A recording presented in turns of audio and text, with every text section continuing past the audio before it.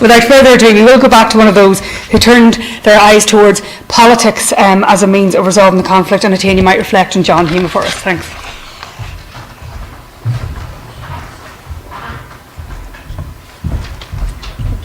Thank you, Dearbhail. So I'd like to thank Eleanor and Maeve very much for the idea for this event to commemorate the 50th anniversary of Bloody Sunday and the civil rights marches, movements, and to thank them for their organisation and all the speakers as well who've been so great, and Dearbhail especially. Dearbhail and Paul are very hard acts to follow, but I'll do my best. Okay, just check this. Okay. So I'm going to talk about John Hume. Paul has already mentioned him, and then move it to the present, to what we learn more recently from the Brexit negotiations and in the light of John Hume's legacy. As regards John Hume specifically in all this, because Paul has spoken really with great insight and first-hand knowledge of the civil rights movement, he was known or was regarded as being an innovative nationalist in the Northern Irish context at that time. As Paul said, he was the product of free education, and the generation of Northern Irish leaders reflected that and became leaders in a very thoughtful, insightful way. And where his innovation was, which seems so obvious to us now in the context of the Good Friday Agreement, but he argued and emphasised that you could both be a nationalist and yet accept Northern Ireland's status as part of the UK as a given. So it was a constitutional form of nationalism that didn't seek sudden, quick or violent change, but saw unification as a gradual process by consent, not to be forced upon any community, and which typified the conflict as a conflict of identities, not just territorial, but about identities. So he was highly innovative, and that thinking really went back to the 1950s, where he begins to develop those ideas. He also strongly emphasised the need for a democratic party to represent nationalists, and saw conflict in Northern Ireland, and I suppose more generally, as representing a failure of democracy and of legitimacy of democratic institutions. And he also emphasised mutual respect and, again, gradual change, that a united Ireland or any change does not occur through violence in a way, and occurs gradually. He was seen as a great parliamentarian in that way, in respecting the rights of a democracy, in trying to uphold those rights, and in valuing the role of parliaments and of democratic institutions in advancing political causes. And that was at every level. So the SDLP held its seats in Westminster. And in addition, in the European Parliament, he was seen as a very devoted and shrewd negotiator. He used the European institutions to advance his political strategy, and he did that extremely successfully. So as I said, he conceptualized the conflict as a clash of identities, and very gradually what emerged, and again quite early on this was in his thought, was the totality of the relationship, which was a term used in the 1980s, between Britain, Ireland and Northern Ireland, that the conflict was not just internal, because the traditional view of conflicts and of the Northern Irish conflict was very much an internal divide, very much typified as a religious war, as Paul said in the EU, that it was just between religions.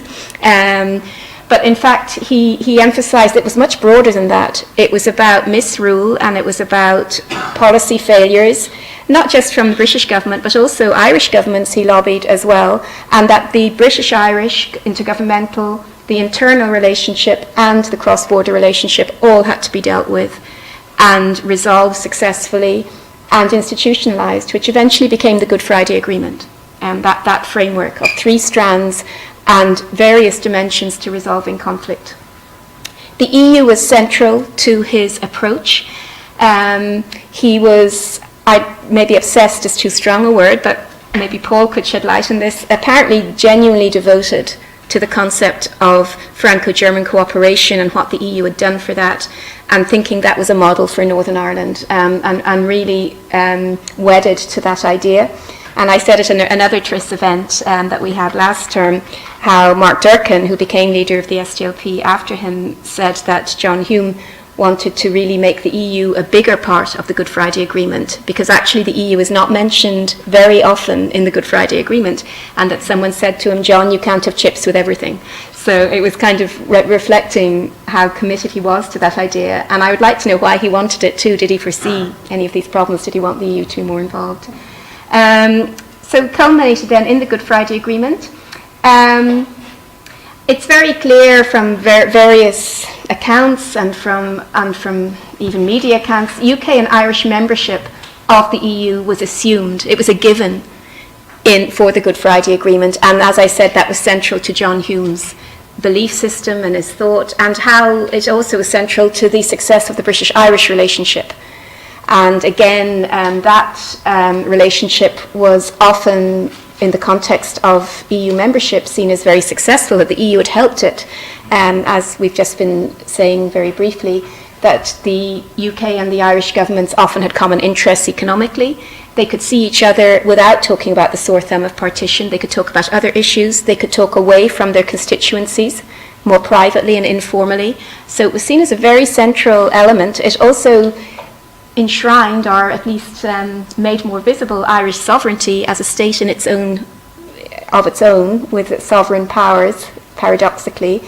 And I remember speaking to a British diplomat who had been in the EU from the 70s and said he very quickly saw a change in attitude among British diplomats and politicians towards the Irish government with EU membership, where they saw it very clearly as a separate state, because that hadn't really become embedded.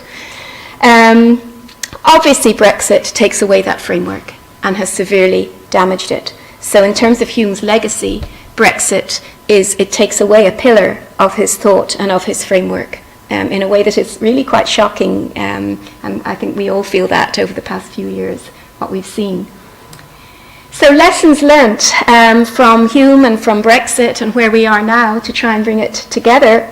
From Hume we see the power of intensive and long-term lobbying and a political strategy, where he really used every channel available, where he, which I didn't mention, courted US senior senators and politicians and got them on board to influence policy, which is depicted in Maurice Fitzpatrick's film last year, Hume in America, very successfully developing relationships with elite politicians, lobbying and getting their support, which was crucial at various times, which we saw in the Good Friday Agreement, the granting of visa, for example, to Gerry Adams, different decisions that were made that very much reflected a very close relationship. He influenced the Irish government, Department of Foreign Affairs. His thought permeates really the approach to conflict resolution that we see in the Irish government, and eventually the British government, culminating in the Good Friday Agreement. The totality of relations, the three strands, the role of the EU, all these things are, emanate very much, I mean, it's wrong to be too reductionist, but very much from Hume's approach, and became policy through his long-term strategy, his lobbying of the EP as well. The role of the EU as central is a lesson we have learned, and it was successful. I'd argue it wasn't a cause of the peace process, but it oiled the wheels. It made it easier for unionists to cooperate at times and to engage in cross-border cooperation, because the money was neutral. It was EU money. It wasn't Irish money. And also he emphasised strongly through the three strands, but the essential condition of British-Irish cooperation, of governments cooperating and having a strategy which would stand up to veto players. So the Sunningdale Agreement, for example, where Sunningdale Agreement's power sharing and the overall agreement collapsed in the face of unionist opposition from some unionists, not all. The lesson learned from that was that British and Irish governments needed to have a joint approach, a joint strategy, joined up thinking, and stand firm in implementing a policy. And it's the culmination of that we see very much in the Good Friday Agreement, because that began in the 80s. Lessons about the EU through all this: we see its ability to, within Brexit, to form a coherent voice, even now with 27 states. The peace packages that were granted to Northern Ireland from the 90s at the time, and now if people were to pay attention to them, which probably they don't much, was a very strong example too of that coherence, because EU states agreed to divert funds specifically to Northern Ireland. It wasn't part of regional policy, it was a specific standalone package, and they agreed to divert that money at a time when enlargement was happening. So it was a relatively prosperous time, but at the same time enlargement was occurring. There was a need for funds, but they all stood behind this idea.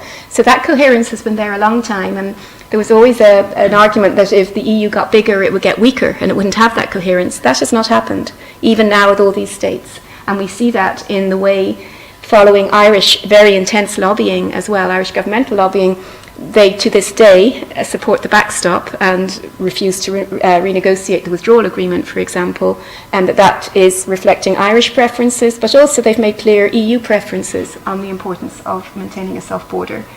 We see the ability of the EU to empower small states, such as the Irish government, even though sovereignty is shared and pooled. We see how successful it has lobbied. But we see very clearly the absence of Northern Ireland from the UK's political agenda. And that comes out very clearly in the crisis of Brexit. That was very clear from the referendum time onwards, when Northern Ireland wasn't mentioned. And it's really only when the backstop became an issue that was reversed very much, and we see more references to Northern Ireland, more sensitivity to it coming from Theresa May really over the past 18 months. We see also the miscalculations of the UK government in all this, because I'm sure many of you would have seen various media accounts and various commentators and conservative politicians, some of them arguing that the EU will cave in on the backstop once the divorce bill is agreed. So once they get their money and their rebate, the backstop won't matter anymore. And that never happened. The backstop has remained a priority, and it's over that time, I think, my feeling is the British government paid more attention to it. We also possibly, over looking at the whole period, can see Irish government miscalculations too. And by that, I suppose specifically, again, something we were talking about at dinner, is that really both governments took their eye off the ball as regards Northern Ireland. Once the peace process was a success, ostensibly, in many ways, of course it was, there was less attention paid to Northern Ireland and less emphasis. So that Brexit really has exposed a lot of those weaknesses. So some of the tensions, the rhetoric, the stereotypes we see now, I'd argue really reflect weaknesses which were there already and hadn't been addressed and have now just erupted again. So the problems were never fully gone. And one of the things that on a personal level and a political level would concern me is the ability of stereotypes to resurface so quickly, which again we were talking about at dinner briefly today. So the rhetoric has become very black and white very often about these issues and about each other in this context. On the Irish side, depiction of the British position as being imperial, or that the Brexit decision was an imperial one, harking back to when Britain was an empire. And then on the Irish side, this sort of depiction in the media of Leo Varadkar being this kind of young upstart causing a lot of trouble, and that really people are making a great deal of a fuss about the border when it can be dealt with quite sensibly in other ways. So we see those kind of stereotypes which would have been there in the past re-emerging, which I never heard in my lifetime, because I would have been a teenager really during, late old teenager in 1985, and things were improving. So I was not used to personally hearing some of the rhetoric that I have heard recently, and I found that very shocking and very upsetting. So while the picture and depiction of Bloody Sunday, which I mentioned, has gone, and thankfully and hopefully it will never come back, that kind of policy, hardline policy towards things, and while there's been such a strong and fruitful and rich relationship between Britain and Ireland, I think the re-emergence of stereotypes is worrying, and I think it's been managed very carefully by both governments. I think once it began, both Theresa May, Leo Varadkar, Simon Coveney have been very careful, I think, to dampen that. So yes, at the moment there are tensions, but that's being, I think, stated quite diplomatically. We also see the potential, of course, in Northern Ireland for sectarianism and polarisation to reignite. So the Brexit issue, because the majority of Catholics voted to stay in the EU, and the overall majority voted to stay, and then a majority of unionists voted to leave, but a significant proportion voted to stay as well. But nevertheless, since then, we see a huge polarisation in rhetoric and in language, which has brought the sectarian divide to the front again. And on top of that, there's no executive, which was not caused by Brexit, but Brexit has made things worse. So really, what's happened in the past 20 years is a short little snapshot of the total history of Ireland, Northern Ireland and Britain and the two islands. And therefore, these things are quite worrying to see them reignite so quickly. It shows that really what we see as embedded is probably not as embedded as we thought, the cooperation we thought was there. But we do see how, as I said, leaders have the ability, political leaders in both governments, to manage these tensions. And to a large degree, they have done so successfully. At times not, but in general, I would argue they have managed to dampen down the rhetoric. Individual party political leaders maybe not, or politicians, MPs and TDs at times, but the leaders of governments, of both governments, I would say, have been relatively, well, attempting and have succeeded in mollifying to an extent the extremes. So, conclusion from civil rights to Brexit. Northern Ireland has been compared to an orphan child that no one wanted. Both governments really ignored it until the conflict occurred, and were quite happy to pay little attention to it after peace and the Good Friday Agreement. The UK's government was initially repressive to the conflict, and the conflict brought Northern Ireland to the centre of world attention. And then we see the blossoming and development of a very strong British-Irish relationship, which I'm not a comparativist, but I would say is very unique. The cultural ties between the islands, the fact that we did grow up with sort of television from the UK, there was a blending culturally, which I think is quite unusual. And we've relations, all of us share relations in Britain and Ireland, all that intermeshing, it's been so hugely positive. However, the Brexit has really brought Northern Ireland back to the centre stage again, brought partition back to the centre stage again, and highlighted, as I said, some memories from the past, not as bad, but created some of those stereotypes again. And complacency, I would argue, has really been a huge problem. I should try and skip through this. I think it's too much, but I think overall we see the weaknesses in the relationship that have been highlighted. And overall, back to Hume, the threats to legitimacy by Brexit, where you have a substantial proportion of the Northern Irish population who want to stay in the EU, and you have polarisation, and you have internal politics, the DUP's position as well in Westminster. All of this highlights threats to legitimacy, which is dangerous. It's not at the moment an imminent threat, but it's something that should not develop any further. So thank you very much to everyone.